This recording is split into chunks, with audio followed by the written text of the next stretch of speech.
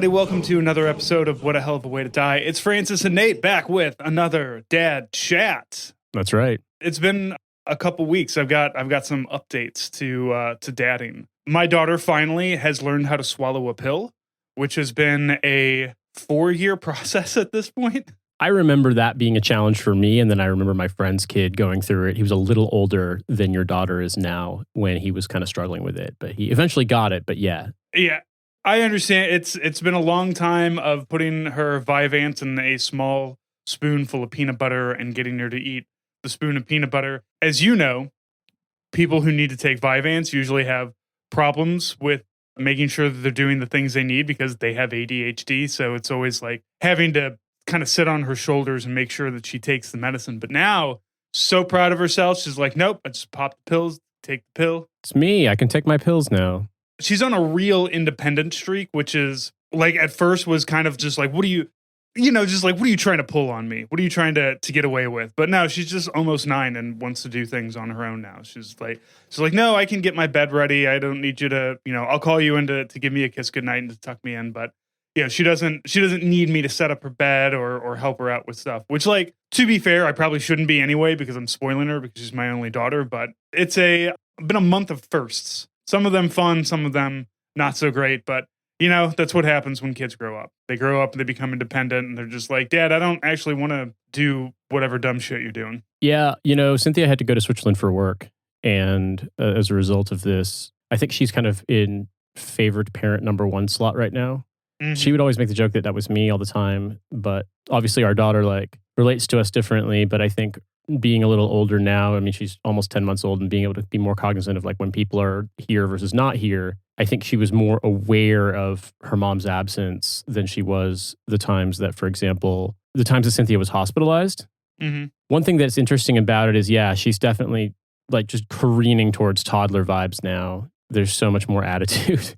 There's so much more sort of she can't say no yet, but she's thinking it. She knows that there's a negative way somehow. She knows that there's a no in there. She just hasn't figured it out. Yeah. Oh, 100%. And I also would say too that one of the things that I've noticed a little bit more about it recently is that she seems to be growing and she's not quite crawling, which doesn't surprise me because she really hates being on her stomach, although she's getting better about it. I mean, we do tummy time, but it was always kind of an endeavor. Lack of tummy time means she's not necessarily comfortable on it, but she's getting there. She can scoot all over the place. She can roll all over the place. And what I've noticed is that she was basically in crawling position with one leg kind of dead-legged under her. Mm-hmm. But she's slowly kind of gaining the strength to balance on that other knee. And so I think it's genuinely a matter of days or weeks before she's just fully crawling everywhere. I do want, because not all babies crawl. Yeah. I know it's not a mandatory thing, but yeah, we didn't think she was going to. We thought she was just going to scoot until she could walk because she's been scooting for a while and she's been rolling. She hates rolling onto her stomach, but she was able to roll from her stomach to her back really early. Yeah. But it does kind of seem like she might crawl just in time to start walking. But the other day, it's funny because she used to not really care. She'd let you guide her legs into the leg holes of her high chair and stuff. And now she kind of fights me on it. And I realized one of the things that I was doing was I put her in the chair and kind of wrapped my arm around her. And she was standing up. I mean, I was holding her, but she was standing with her feet down. And then as she's standing, guide her legs into the leg holes. And I was just like, oh, wow, you're not that far off from being able to stand. It's coming. You said 10 months? She'll be 10 months in 3 days. Some people say that their kids are independently standing by about 9 months. And this is you're in that period of first steps, anywhere between now and maybe about, I think 15 months is usually the distant. I think my father told me that he was 15 months before he was standing up and walking because he had older siblings though. So it really it depends on the motivation of the kid. You're going to notice as your daughter grows up that there are going to be different things that motivate them. My kid learned how to talk and learned how to read because she wanted to talk to other kids and she was not happy with me only reading her 4 books every night for bed. Yeah. So she wanted to read more books. And that's what she does. One of her things that helps her calm down is a Kindle so that she can just open up and start reading comics or reading whatever book. She's got hundreds and hundreds of books floating around. So it feels like our daughter has a similarly large number of books, but they're all small, simple kids books. I've done some reading to her lately, and I've read The Gruffalo to her, which is a big British one. But you guys, The Gruffalo? The Gruffalo is It's just basically, it's like walking through the woods. Is that the Gruffalo? No, it's a snake. No, it's a bear. No, it's a whatever. And then finally, it's no, it's the Gruffalo. It looks like the monster from Where the Wild Things Are, like the horn things. Is it horrible? Does it eat you afterwards? Like most British? No, literally, the end of the book is, you see the Gruffalo. There it is. There's the Gruffalo. And that's it. So, but the book has like little textury things in it. So like little sort of window cutaways and things like that. So you can be like, oh, what's this soft cloth thing? Oh, it's a fox, or oh, it's a bear. It's not the Gruffalo yet. And then eventually on the last page, you encounter the Gruffalo, and that's it. What does the Gruffalo feel like? I don't remember. I was like, oh, yeah, there it is. Woo, making the voices and stuff like that. Also, Cynthia's got her some bilingual books. So they're in English and French. And so I'll get to read them and do French voice at her and French character voice, which is interesting because I'm not a native speaker. Mine is currently in the process of learning Spanish and German. And we'll sometimes just like use German. Like we pay for the Duolingo, like. Yeah. Yeah, the one where you can just do Duolingo all day long. And sometimes she'll just get into it and be like, no, I just want to do Duolingo for like an hour. And she'll sit there and you'll just hear the little dings. And as she sits there and learns German or learns Spanish, she was learning Latin for a little bit with my wife. Like they were learning Latin. I have Spanish on mine. That's the most useful language I feel like I'm going to have around here is learning Spanish. I kind of fought back against learning Spanish in high school. I think because my parents got it through their heads that we needed to learn Spanish before we moved to New Mexico. And so they made us do Spanish tutoring when we were living in Germany. And I was about your daughter's age. And all I wanted to do was spend time with my friends. I had a really, really close group of friends who were all boys my age. And we were in the same grade. And I resented in the warm spring and almost summer weather being taken away from hanging out with my friends to go learn fucking Spanish. Spain Spanish, which they don't speak in New Mexico, where they speak English. I mean, obviously speaking Spanish helps in New Mexico, but like it's not the official language of New Mexico. It's just there's lots of Spanish-speaking people there. There's lots of people who've been there since before it was American territory or even an American possession when it was in the Spanish Empire. Like, it's Spanish-speaking is important, but they speak English there. You know what I mean? Right. So it was, so I resented Spanish and then I took French and I really liked it a lot. And then I realized Spanish would be useful the times that I visited. I had a friend who was teaching English at a bilingual school in Santiago in the Dominican Republic. And so I went and visited him once and I was like, damn, dude, it would be cool as fuck to speak Spanish. Right. Even if you could just like kind of limp your way through it. Like I'm kind of getting there. Donde está mi pasaporte? We're slowly moving. No, yo no sé a mí mismo, pero yo espero que en el futuro puedo encontrar mi pasaporte porque tengo que viajar. How do I say that? Next week? I can't remember. I was going to say, like la semana última, but I can't remember if that's the last. I can't remember. It's been a long time. I used to speak Spanish quite well because I was working in Honduras and there were so many Hondurans around on base who didn't speak English. And then you'd go out in town and no one spoke English. So I had to learn. And I'm traveling to the Canary Islands a week from yesterday to go on vacation next week for our first vacation in like 3.5 years. Wow. We're taking Monday through Friday. We're going to be in Gran Canaria. So I'm excited for that. And they do speak Spanish. That's not too far from you guys, right? The Canary Islands, it's like 3.5, 4 hours, I think. Flight? That's not bad. No, it's not bad at all. I mean, it looks further on the map than it is, but it's not that bad. I mean, it's I think it's like 4. I think it's 4 hours there and like 4.5 back.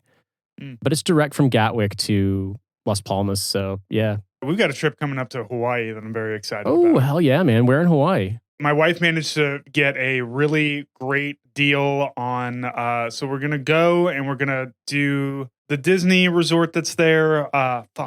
Escaping my. I'll have to look that up, but there's like a resort there that we're going to spend like 2 days at, and then we're going to stay on like there's a military hotel that you can stay at too. So we're going to spend time there. Yeah, so like what they would call like the Navy Lodge or Army Lodge or something like that. Yeah. Yeah, but it's not on base. It's kind of like a resort that's for military personnel.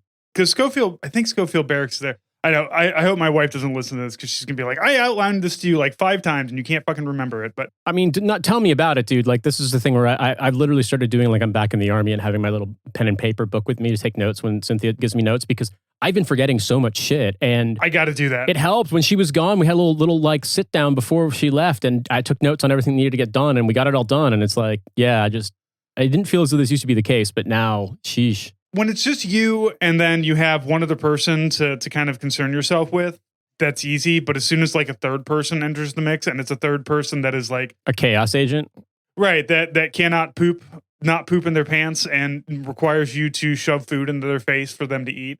It requires a lot more. And I know I have like little my army green notebooks around. I have little notebooks all over, and we have a big monthly calendar, and then every Sunday I have a weekly calendar in here, and me and my wife and my daughter all sit down and we look at the monthly calendar, write down, here's what's happening, here's what appointments we have, here's what bills have to come out, things like that. So thank God that my wife is organized, because if it was me, it'd just be a hot mess. But I think that I've done okay in my life with keeping everything afloat. But in the past, I think I used to also, like at work, I'd always have like my little notebook to write down in. And hilariously, like I'm not going to, I don't need my, GPO, General Supply green book from the Army anymore. But I have these notebooks. There's this Australian company called Dingbats, and they make notebooks with like vegan leather. And they're just really nice paper, really nice covers. It's genuinely like, you get a decent pen, like an ink pen, liquid ink pen to write on them. It's like nice to write on them. It's like easy to write on them. And so I have a couple of those at the studio that I wasn't really using. And so now I've just made one of the green, it's literally the forest green colored one is now my take notes for work and life book. And I feel like when I was in school, when I was in a regular job, like that stuff, like I did that a lot. And then for a while, I didn't feel like I needed to. But then recently, it's just been a bit more chaotic. And also, there's things where Cynthia's already done the work to prepare stuff. And so if I just take notes of where things are and so on and so forth, I don't have to like backtrack on stuff she's already done. Mm-hmm. And so that's been a thing for me lately. But I wanted to ask, do you know like what island of Hawaii you're going to? Because I've only ever been to the Big Island and I loved it there, but I've never been anywhere else in the state. So we're going to go to Oahu. It's Alani is the resort there. So we're going to fly into Honolulu. We're going to stay at Alani for 2 days, and we're trying to do like this national parks thing as well, because we homeschool and everything, and the national parks are free for me. Yeah. Independence, and really great educational stuff that they've got. Like the park service, I'm surprised, like all of our national park stuff, there's so much that's available to everybody, not just veterans. Obviously we get in for free, but there's so much that's available that they don't really tell you about, I guess, because the park service doesn't really have an ad revenue or anything. But the big thing I want to do is Pearl Harbor, obviously, since we're there. Maybe we'll do the Mighty Missouri, but I think the big one is going to be Pearl Harbor and Diamond Head. Yeah, Diamond Head. The crater. Yeah, the gravesite. Yeah. There's a really great Joan Didion essay about visiting, Diamond Head is the beach, and then there's the crater, which is like the Pacific grave site for World War II veterans. Is that what you're talking about? I think so. I know that it's the national park is a volcano. Yeah, but there's a VA cemetery. Yeah, Calandra, something like that. And my wife was looking at it yesterday, and there is actually they're trying to create a national park area for an internment camp that was on the island as well. Yeah. So they're really trying to be like, look, yes, Pearl Harbor, yes, the Japanese at the time were not great, but also not us either. So it would be interesting, man. If this is up your alley, if you're going to be going, I would really love to get your reactions if you have time to read the novel From Here to Eternity by James Jones, because it's a fictionalized account of his experience, but like he's created a plot with this guy. It's a whole sort of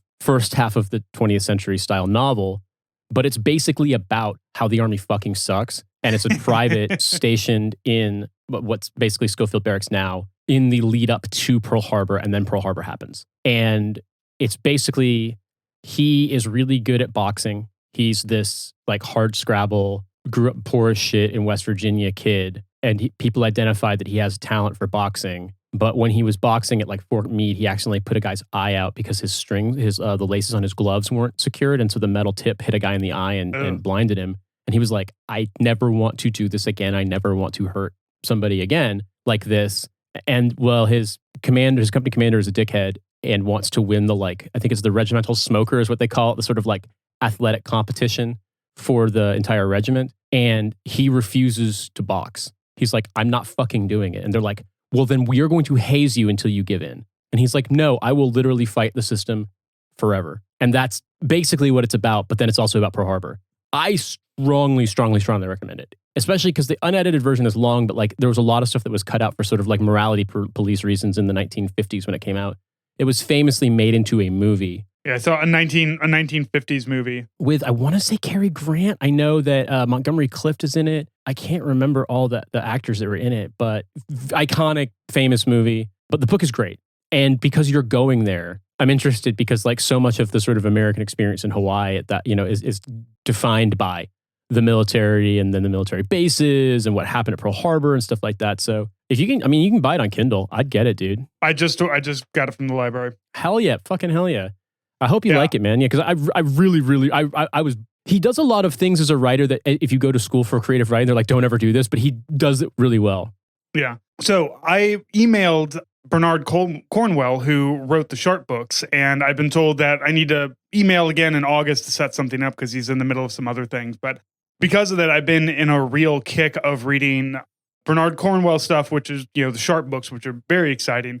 But I also started reading Master and Commander because I've never really been into like the action books, right? Like Tom Clancy, the Baladucci books, the any of that stuff has never really done anything for me. And I never thought that I'd be I want to read Napoleonic era historical fiction, but apparently that tickles my brain in the right way. But I need to break away from that a little bit because I've been reading that like kind of nonstop for the last the last month or two. So yeah, I'll get this and I'll read this before we head out. I think we've got a couple of months till we're going. So okay, it was months. I thought it was weeks. Yeah, okay, yeah, man. I mean, I'd love to. We could talk about it in an episode too. I feel like it would be cool to talk about it once you've come back from. We can talk about it before when you're sort of fresh from reading. Maybe I can reread it. It's been a few years, but then when you come back would be interesting too because it's just like I don't know. He wrote a bunch of books I've talked about on this show before, but like, and I've talked to him about them on Lions, but he wrote some of my favorite fiction about World War II and really about war in general. And I think what's so interesting about it is that like... Oh, he wrote Thin Red Line. He wrote The Thin Red Line, which is a tremendous book, and I strongly recommend it. And I made the joke to Joe on one of our episodes that that he was actually there for real, even though the battle is it's like a fictionalized version of Guadalcanal. He like invents a new island's name. But he was there for real because on top of all like the stuff about combat, there's a part about like while pulling security or in like inside the perimeter with basically nothing to do until being told to move out, the Joes just start draining the liquid from the big cans of fruit cocktail that the mess kitchen has and fermenting them in the sun and making hooch out of them and getting drunk. Yep. And I was like, yep, that man was a private in World War II.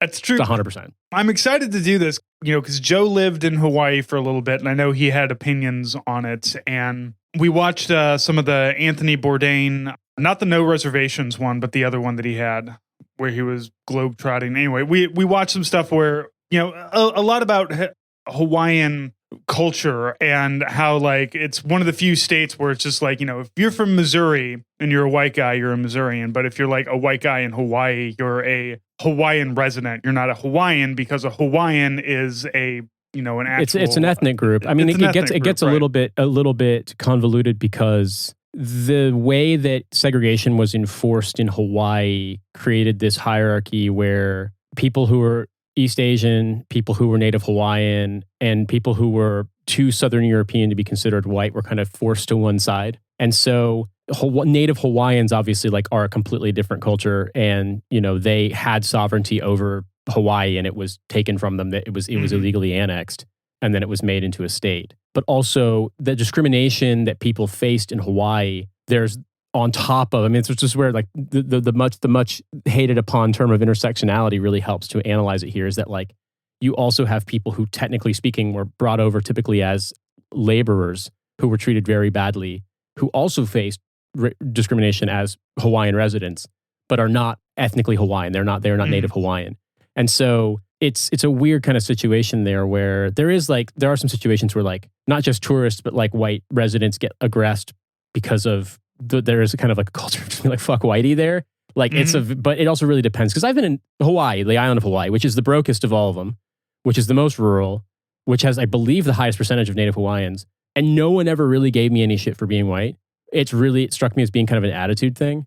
But like, it's very, very different there. I know people who've lived there for a while have been like, yeah, you can get fucked with for being haole, like in a way that, you aren't prepared for if you don't know it going into it. But like, people were cool. They're just, there's just a different attitude you have there, and like you, right. They're not going to like trip you or anything, but they're also going to kind of treat you like with a little bit of deference. Like, deference is the wrong word, because deference means they're kind of being respectful. I think no, they're just sort of like, also people like if you're driving fast and passing people on the road when they're driving slow, if you're like kind of a dickhead, like you're doing customer service dickhead shit, everyone's gonna be like, you're a fucking tourist, and then that kind of gets lumped into fucking howlies.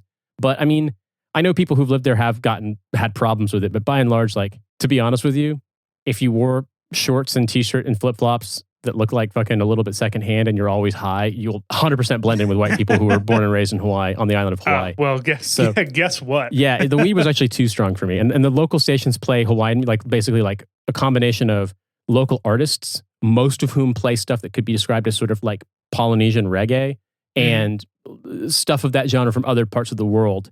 So imagine listening to Polynesian reggae while high as fuck in a car, passenger, I'm not going to drive high, and just on the strongest weed you've ever had. And it's just like, and it's hot as hell. And you're just like, I'm in brain prison. I'm in Dracula's brain castle. And also you're on an island, so there's no escaping. Well, I think I've told you this before, that going swimming on the Hilo side was like a really humbling experience for me, in the sense that I swam competitively and am very, very confident in the water because of how much I swam. And I know now I'm not in as good a shape, but like I'm pretty good at assessing how to get in and out of stuff in the water and whether or not I'm strong enough to make it to someplace and that kind of a thing. The instant I got out of the boat launch breakwater and into the actual current, I was like, all fucking bets are off, dude. Mm-hmm. I am not in control. Get me out of here. I am not in control. I am going to go where the ocean wants me to.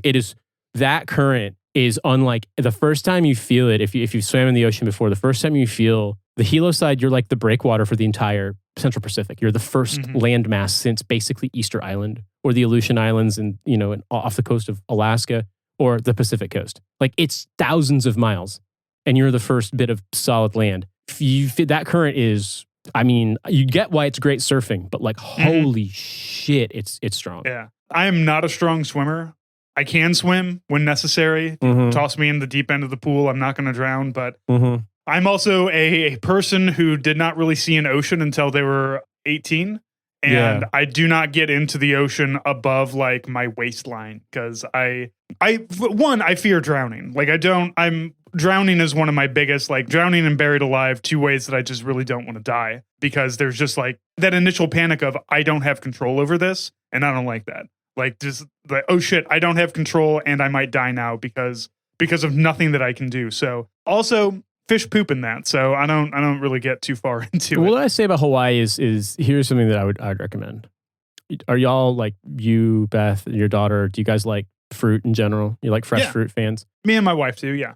I would say one of the things that you will find is really cool about Hawaii is if you go to local farmers markets, you will have a chance to have varietals of bananas you have never had in the U.S. mainland. Like there might be as many as like a dozen, maybe even more, like red bananas, dwarf bananas, all these different things. They all taste different. They're phenomenal. They also love to do boiled peanuts and flavored in different ways. There's a thing, I strongly recommend this. They have dried like dehydrated mango, and they drop this stuff called sprinkle hing moi, which is like I believe it's a Cantonese, it's a Southern Chinese kind of like spice salt. And they'll use it like to rim drinks like margarita glasses with, but like hing moi mango is phenomenal. It's so good. Like if I buy it, I need to buy a small amount and have Cynthia hide it, because otherwise I will eat the whole goddamn thing.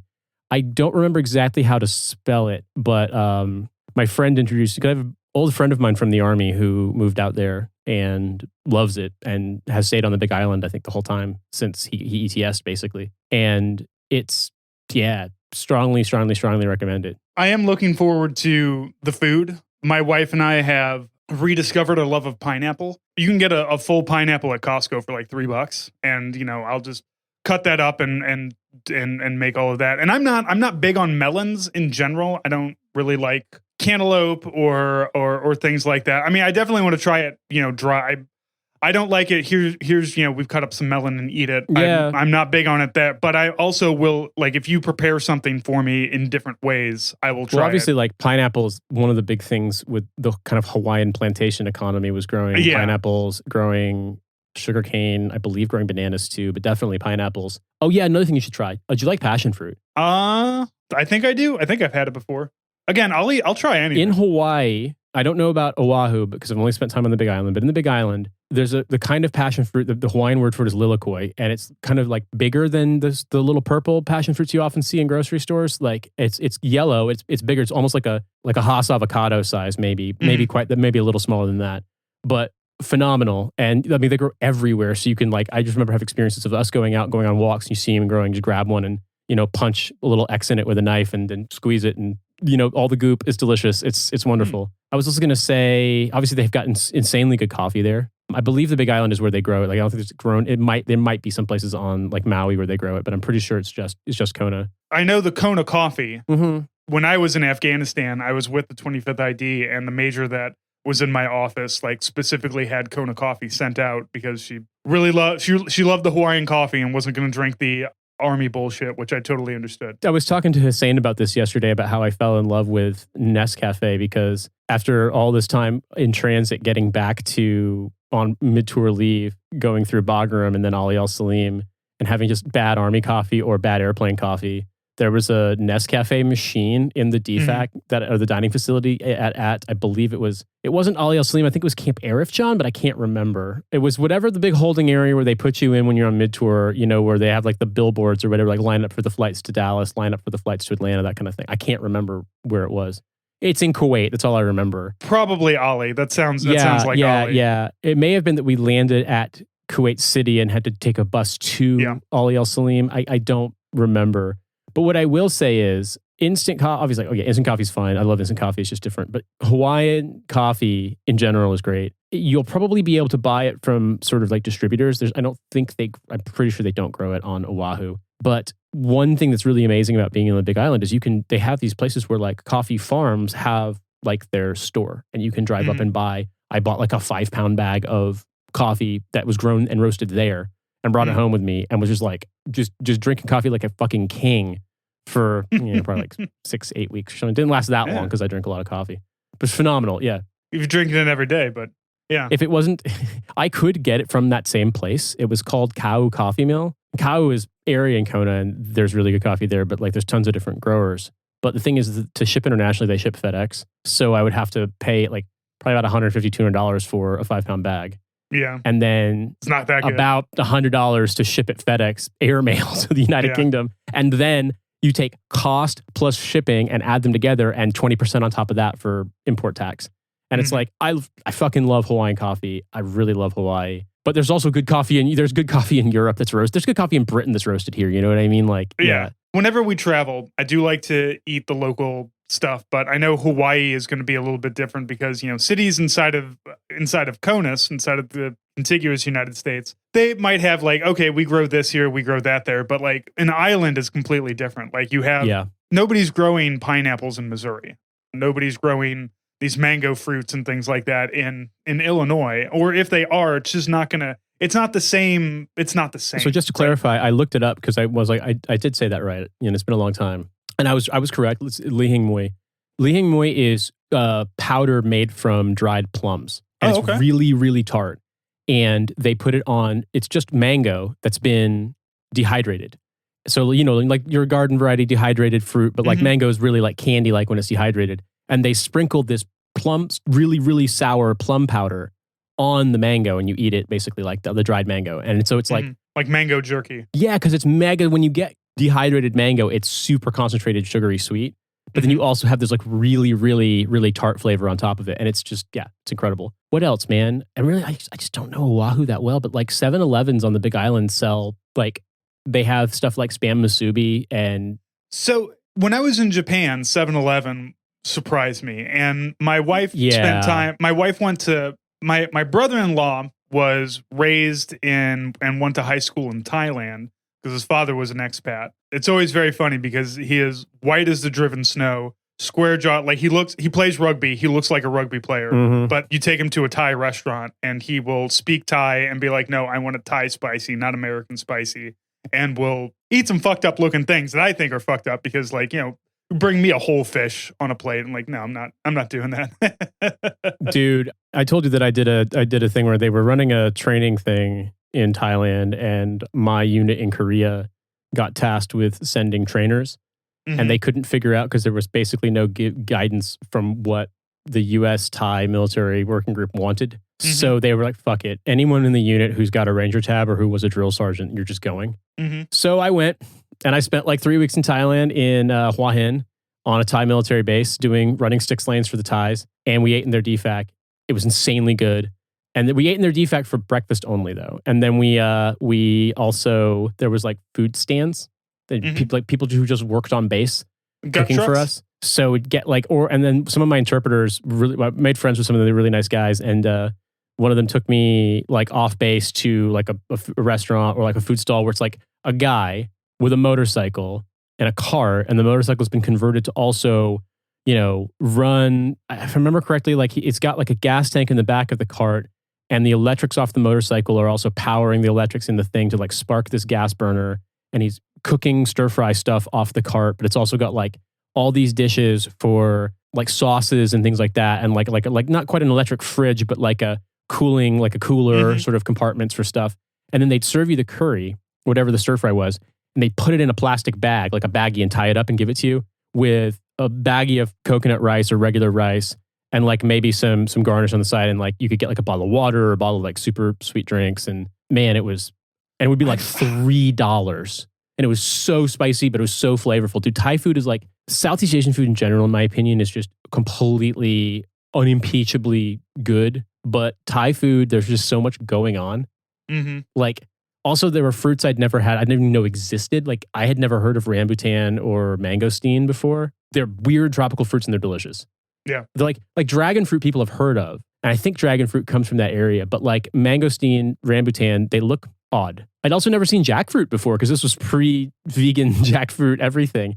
Jackfruits growing on a tree look like a pineapple that's going to kill you. Yeah. They're gigantic. The Soulard Farmers Market occasionally has somebody selling jackfruit, and they're massive. They're like the size. They were growing on a size tree. of my torso. But also, like, there were dudes in my cohort, the trainers, one of them was from Southern California.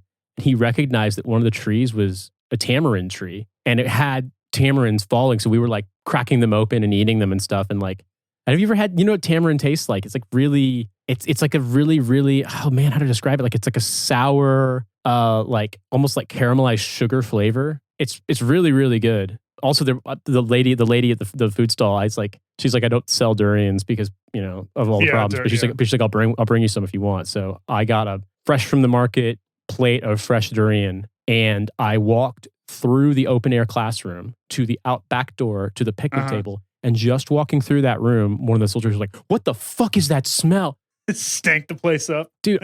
Durian's so good. It's so good. Yeah. You've had it before? Haven't you? No, I've never had it. Have you smelled it? I've smelled it, yes. Because it doesn't taste like it smells at all. It smells kind of like gasoline. I know, but if something smells gross, I'm not going to eat it. It doesn't taste anything like it smells, though. I know, and this is but all it tastes weird as fuck. That's the thing. It tastes weird as fuck, but it tastes good to me. Right. Again, I used to be a very picky eater. Yeah, me too as a kid. Yeah, my daughter is a very picky eater, but I know that my wife and I are going to go nuts, and I will. One thing that I really miss from, traveling to other places is we don't have street meat here. Like you're describing in Thailand, the guy, by the side of the road who'll just sell you some stir fry. And I know that that's always we did it all the time in Afghanistan. Like we'd be in a convoy, 2004, before everything was really nuts. And you'd be like, oh, we're in a convoy stuck in a traffic jam because the roads suck in Afghanistan. Go buy some watermelons or something. I don't know. I remember we had kids coming up and selling cut sugarcane that you would just pop in your mouth and chew on. Yeah, I had that in Honduras. It's really good. Yeah. Yeah. So we'd do that, or just, and you'd have somebody like, oh, they're not, you don't want to eat that shit. It's but it's I can see that this is cooked all the way through. As long as they're hitting 165 degrees on the inside, I'm going to be fine. And I never had any problem with street meats. I had problems swimming in the local water, but I did not have problems with the street meats. I remember my first sergeant being like, yeah, don't eat the tomatoes, those are grown with human shit or whatever. And it's maybe they are, I don't know, because I don't think they do that, but they wash them a lot. People do. They definitely wash them. And also the thing about it is that the stuff that we're eating is brought in from God knows where. Who knows if it's fucked up because of supply chain issues. If someone got E. coli on the tomatoes in Turkey, where they're buying these fresh vegetables from for the DFAC, That's what we're getting. First sergeant telling you not to eat the tomatoes, but he's eating like 3 lobster tails in the DFAC in Iraq. It's like, where do you think these came from? Yeah, I was going to say too, though, those tomatoes that I had in like August of the year I was in Afghanistan, they were really small compared to what I was used to seeing, and they were like some of the richest, strongest, best tomato flavor I've ever. Like, I don't think I've ever had tomatoes that tasted like that ever again. Genuinely. Whenever I get around, like some years I like to grow heirloom tomatoes, the ones that get really big and really funky looking. And those are the perfect ones, is this where you can take a piece of bread, put a little thin layer of like mayonnaise on it, and then put some slices of tomato on it and just eat it that way. It's phenomenal. You saw this I'm sure in Afghanistan, but like the stuff we got for the dining facility food was pretty basic. I mean, it was rice pilaf, and typically it was some kind of like a meat stew cooked in a pressure cooker. And so what they would do is you get the rice, that was, to my knowledge, if I remember correctly, it was like basmati rice cooked like pilaf, like cooked in oil. And then you had, mostly it would be mutton. Sometimes it'd be chicken. And the basic way of cooking it was they would put it in a pressure cooker with tomato paste. And if they had any fresh vegetables, they would onions, tomato paste, salt, pepper, really fine powdered salt, maybe pepper. I don't know if they really used black pepper that much. But the tomato paste, the Persian style tomato paste is really, really, really salty and like watery. And they'd cook that in the pressure cooker, and then you'd basically eat that with bread, rice, bread, that stuff. So any kind of garnish would be really amazing. And in the summertime, the garnishes they would have would be tomatoes, cucumbers, onions. I believe, if I remember correctly, you had either mint or it was parsley. There was some kind of a green that you got, but I really can't remember. But I do remember the cucumbers and the tomatoes and the onions tasting amazing. And they'd also make musty, which is like the yogurt stuff. Now that stuff, they would reconstitute it from powder and they'd boil water and stuff. But even then I was like, I don't know. And then my battalion commander was like, out of hospitality, could not refuse an offer for fresh yogurt from Kuchi people, which so he just ate straight up fermented yogurt from the fucking Nomad wagon train. And yes, he got the shits from it. Yeah, I would have done the same thing. I would have eaten it. I will eat the yogurt that kills you because I want to be a good guest. See, the Coochies didn't give us yogurt. They gave us camel and molasses cubes, which were really good. Yeah, because they do pomegranate molasses there is a big thing. But they also, sugar cane too, yeah. Yeah, one of the times, because I would do veterinarian missions with the civil affairs guys, and they went out, we know the Coochies in their migration. For those of you that don't know, the Coochies are a nomadic. Are they an ethnic group? They're Pashtun people. They're Pashtun people, but they're nomads. So they typically, their summer pastures in Afghanistan and their winter pastures in Pakistan. And so they typically traverse across between, northern Pakistan and southern Afghanistan. We'd see them in the summertime. Lots of camels.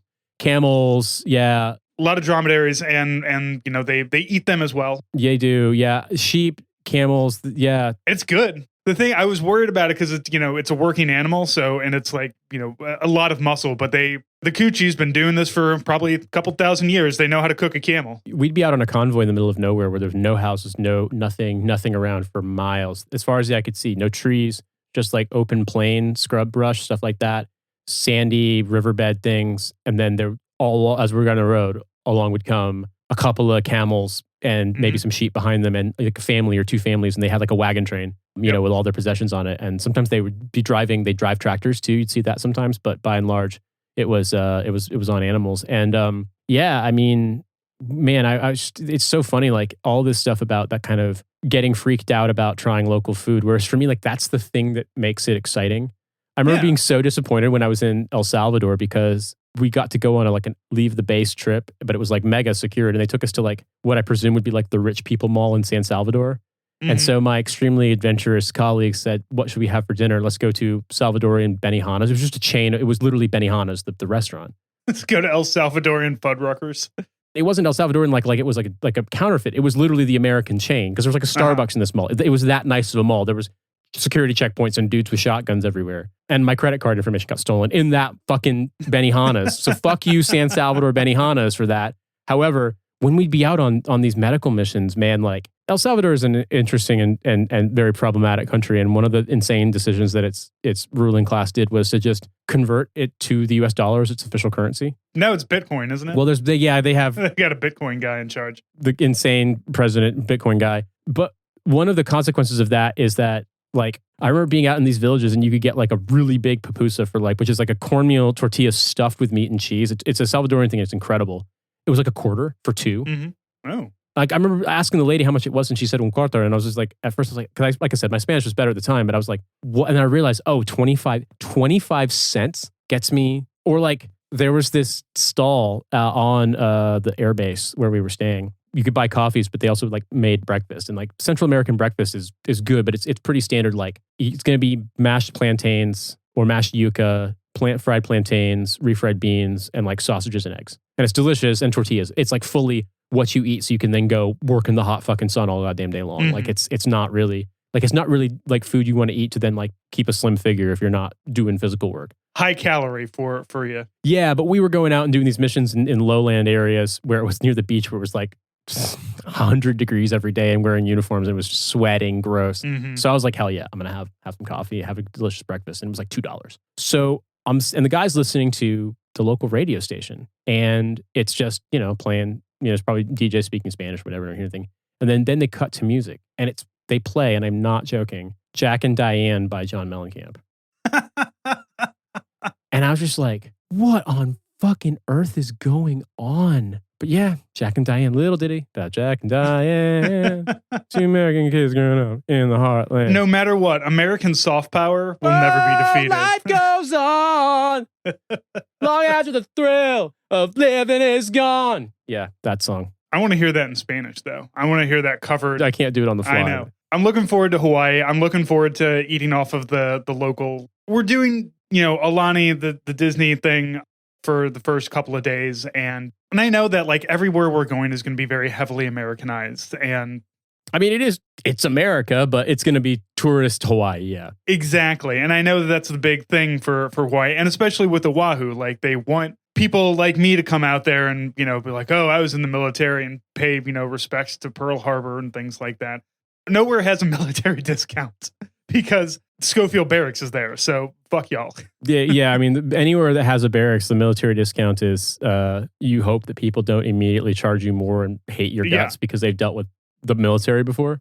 Right. Me showing up with my clean shaven face and my short cropped hair and my middle-aged 40-year-old, white man ass showing up. They know I'm there to be a troop. So yeah, hopefully. But you know what? That's their prerogative. It is always the absolute right of the locals to overcharge anyone coming in, any tourists. And I'm perfectly fine with that. It's okay. If you got to rook me for a couple of bucks, that's fine. Go to Target, go to Walmart when you're there. Go to, I can't remember if it was. Ooh, I want to go to the Hawaiian Costco. I want to see if I can get Spam. Go to Hawaiian Costco. Go to Key Foods, or I can't remember. There's this thing they have in the Pacific because we had it in Hawaii too. But go and buy a pair of locals. They're flip flops. Buy those. Just what you walk around walk around in locals, and maybe people treat you. I can't do flip flop for too long. Really? They have no arch support whatsoever, yeah. My feet are flat as hell. It's not the arch support, it's just I have to use my toes to like keep them on my feet. Oh. So it requires me to walk differently than I normally do. And I'm just saying, man, if you make wearing clothes that look like they've been through the wash 3,000 times and wear a pair of locals. That's all of my clothes. Ball cap that's really ratty and whatever, sun bleached. You wear that and you will not get the fucking tourist kind of vibe off the bat. Right. Just saying. I don't show up anywhere in a polo shirt and khakis. I haven't. I never got that high up as an NCO to fall into that trap. So I look for. I probably will fit in all of my stuff. All my clothes is either from secondhand store or from Costco. So it all looks like shit anyway. Let me ask you a question. Yeah. Have you ever had poke?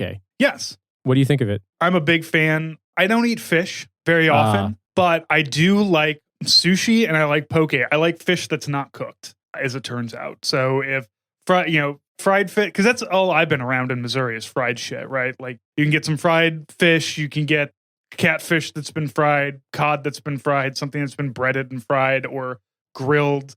But yeah, poke or sushi, anything where it is raw, that seems to work out for me. So I am looking forward to having some really good, like, hey, we just pulled this shit out of the ocean this morning. Here it is for you to eat. Like I've never had anything that fresh. In Hilo, I had poke and all the various like the seaweed salads, and I've had, oh my gosh, I'm forgetting the name of it. There's a style of like a lunch meal that you would get, and where it's like basically rice and like a chicken fried steak and gravy. It's so good. Like big time like food that you eat when you're then like digging dishes all day kind of stuff. Mm-hmm. I would definitely say try it when you're there because like I'd never even heard of it before. It hadn't really it kind of became trendy in New York like not long after my first visit to Hawaii. But I'd never, I mean, maybe it had been around before. I bet you it probably was in like Las Vegas and in Southern California. But the last time I had really good poke was in Las Vegas. It's because there's so many fucking Hawaiians in Las Vegas, man. I went there for a work trip and it was one of those like, all right, I'm off work. I'm going to wander until I find something to eat. And there's a lot of really great stuff around in Las Vegas. And I've had really good Irish food. There's an Irish pub there. And yeah, a bowl, like a $20 bowl of poke that nearly killed me with how good it was. So my wife and I are going to be very excited to eat off of the local economy. And I'm sure we're going to have to go to Target and buy like a case of Uncrustables for my daughter so that she survives, since 90% of her diet is frozen peanut butter and jelly sandwiches. Yeah, I mean, one of the things that I remember getting was I think the thing that I'm remembering, I was like, I wanted to Google it because I wanted to make sure it didn't sound like I was making some shit up, because it literally, you would think from the way I'm describing this, like if I was wrong, if this wasn't actually a thing, it would be like I had just made up something kind of racist to imitate Hawaiian words. But this thing is called loco moco, and it's basically a rice plate with a burger or a chicken fried steak and gravy and a fried egg.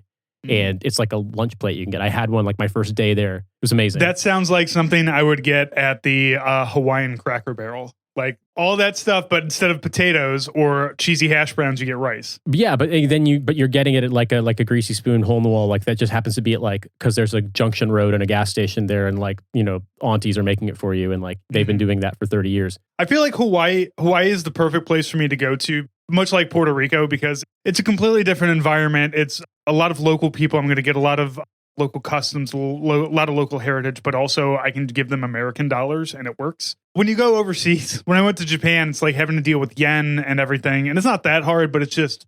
Yeah, it's dollars, but it's not. I mean, here's the thing, like it's America in the sense that we annexed it and basically created this sort of like vacation / colony where like they could probably make a lot more money being the one destination in the Central Pacific for shipping, but because of our laws, no shipping boat is allowed to break cargo in Hawaii, and it has to go to the port of LA or Portland or Tacoma. Dude, this I can't remember if it's what the name of the law is, but there is a law that basically means that Puerto Rico and Hawaii can't take advantage of their positions in geographic positions when it comes to trading, and thus not only can they not have the port activity that would come from being these locations, but everything they have to get has to be imported from the U.S. mainland back to them. Oh, shit. So it's got to go to L.A. before it gets to them. Yeah, exactly. And that's why everything's so much more expensive there. And it's just like, it's America. You know what I mean? Right. Puerto Rico's got the exact same thing.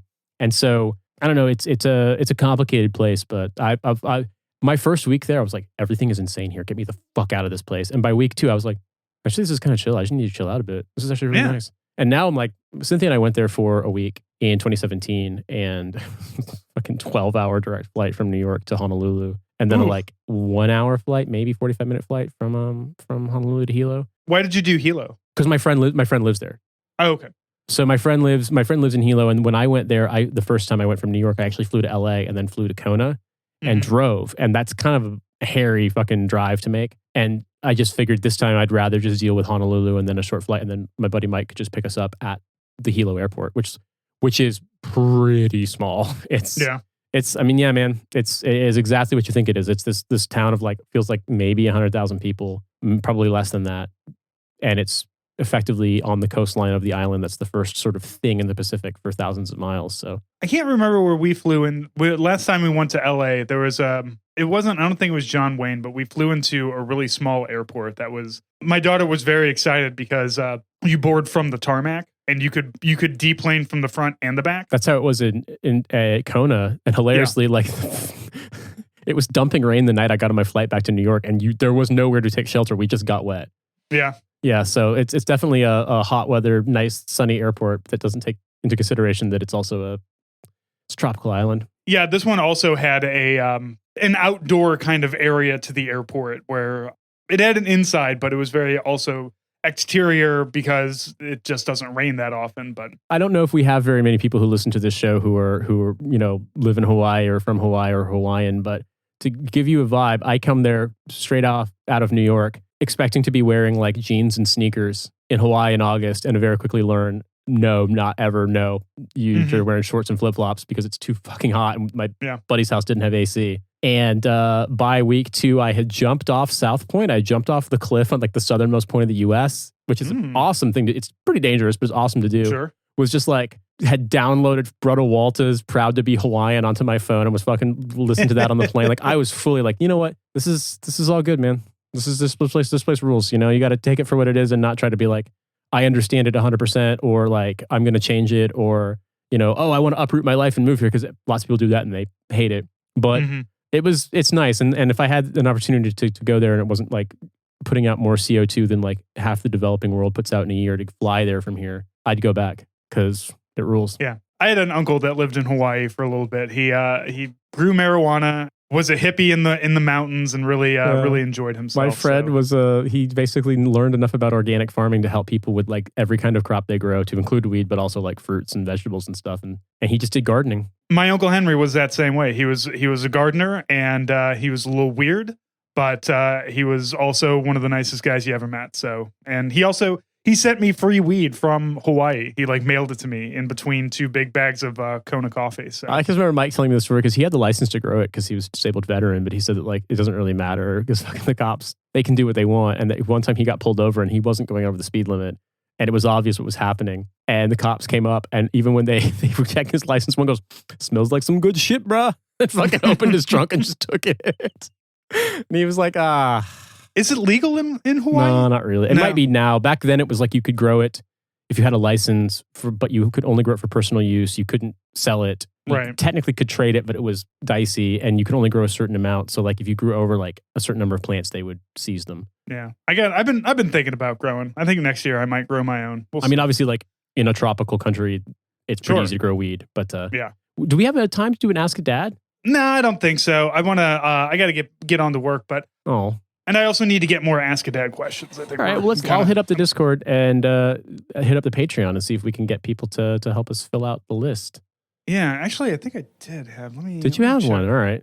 Let me check Twitter. Somebody sent me something. Yeah, I'm always interested in the things that people connect with. Like, it could be anything from like question about like important emotional life decisions to like what kind of socket wrench do you prefer or something like that. I was actually doing some dad stuff right before this recording, so it's very funny. Yeah, I don't have one right now. We will get some more from the Discord. I will be better about putting these into a shared, document that we can take a look at. I would like to do an all DadChat episode sometime in the near future. You mean like an all Q&A one where we just only take that'd be fun. I know next week you're out, but I have a good idea for a bonus episode for you and me before we go. We'll talk about that offline. Well, I'm thinking that maybe if I'll hit up the Discord and see if I can get in the next couple of days, because we're looking at recording a second one before I go on vacation. So maybe we have all questions. We can see if they're good. Yeah. All right. Yeah, we'll do that. But Nate, as always, thank you for giving me all this information on Hawaii too. So I'm gonna have my wife listen to this episode. I think red bananas, lilikoi, the Hawaiian passion fruits. Or hing mango jerky. Yeah. Spam musubi, everything at 7-Eleven, really good coffee. Dude, like I could go on forever, but it's an amazing place. I hope you have a great time. I think we will. We're really looking forward to it. So everybody, thank you for listening. If you want to hear more, we have a Patreon that has all kinds of bonus episodes. We have 8 years of bonus stuff out there. We also have just recently put out an episode of a new Deadliest Warrior with the Brigham Young Money Boys. I brought them on to watch an episode about who would win, the Yakuza versus the Mafia. It was an interesting one. I think the Italian guys were almost on the verge of crying a few times. Hey, it's okay. It's anti-Italian discrimination when a Yakuza man shoots me in the face. Yeah. Well, listen, it's been wonderful speaking to you again, Francis, and thank you out there for listening, and we'll talk to you very soon.